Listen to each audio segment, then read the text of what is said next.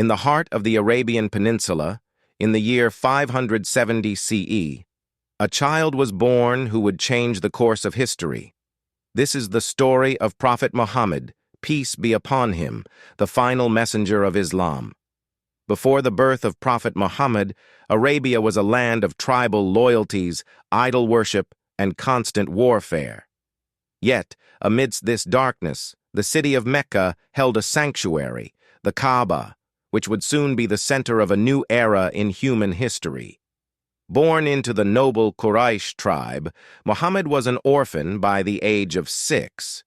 His father, Abdullah, died before his birth, and soon after his mother, Amina, also passed away, leaving young Muhammad an orphan at the age of 6. He was taken in by his grandfather, Abdul Muttalib, and later by his uncle, Abu Talib, who raised him as one of his own. Despite the hardships of being an orphan, Muhammad grew up in an environment that valued honor, family ties, and hospitality. His early years as a shepherd helped him develop a strong character, and as he grew older, he earned a reputation for his honesty and trustworthiness. People began to call him Al-Amin, meaning the trustworthy. At the age of 25, Muhammad's reputation led him to the attention of Khadijah, a wealthy widow and successful merchant. She hired him to manage her trading caravans. Impressed by his character and integrity, Khadijah proposed marriage. Despite being 15 years older than him, Muhammad accepted, and their marriage was a happy and blessed union. They were blessed with several children, including Fatima, who would later play a key role in Islamic history. At the age of 40, Muhammad often retreated to the cave of Hira to meditate and reflect on the state of his people.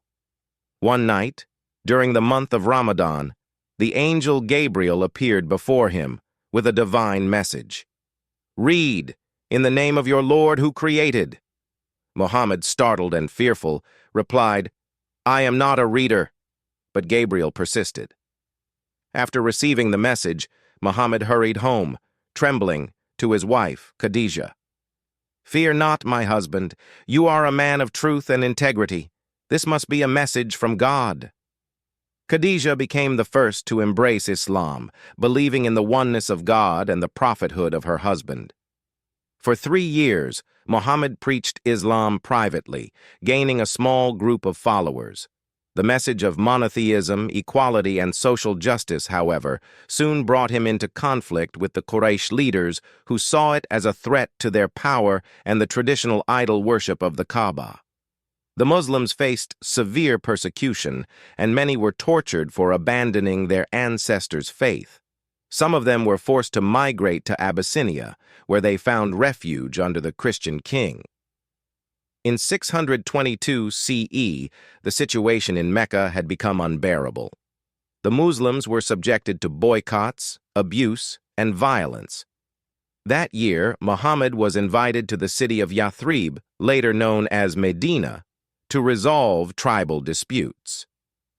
With the Quraysh plotting to kill him, Muhammad and his followers secretly migrated to Medina, marking the beginning of the Islamic calendar. Upon arriving in Medina, Muhammad established a brotherhood between the emigrants, Muhajirun, and the local converts, Ansar. He drafted the Constitution of Medina, which outlined the rights and duties of all citizens, regardless of religion, establishing a pluralistic society with the Prophet as its spiritual and political leader. The Quraysh could not tolerate the rise of the Muslims in Medina and sought to crush them. In 624 CE, the Muslims achieved a decisive victory at the Battle of Badr. However, a year later, the Battle of Uhud ended in a setback for the Muslims due to disobedience among some of the fighters. In 627 CE, the Quraysh, along with several allied tribes, launched a massive siege against Medina. The Muslims, under Muhammad's leadership, dug a trench around the city to prevent the enemy from entering. This strategic move resulted in a stalemate, and the besieging forces eventually withdrew. In 628 CE, Muhammad sought a peaceful pilgrimage to Mecca, but the Quraysh initially prevented the Muslims from entering the city. A treaty, known as the Treaty of Hudaybiyah, was signed. allowing for a temporary peace. 2 years later, after the Quraysh violated the treaty, Muhammad marched to Mecca with an army of 10,000 followers. The conquest of Mecca was largely peaceful.